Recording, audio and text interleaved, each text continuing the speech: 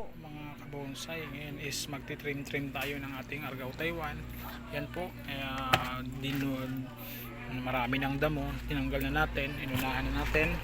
Ito po ay imported din na Argao Taiwan. Ang meron po sa atin dito sa local is yung tinatawag natin na Argao Gubat o Argao Dagat. Ito po ay isang Argao Taiwan na prim na microphylla. Mas maliliit po ang dahon kaysa sa mga natural natin na bonsai. Yan, trim natin para sa maintenance ng ating bonsai. Kahit pa paano is maintain na lang tayo ng mga shot nya para makuha natin yung tamang pormahan.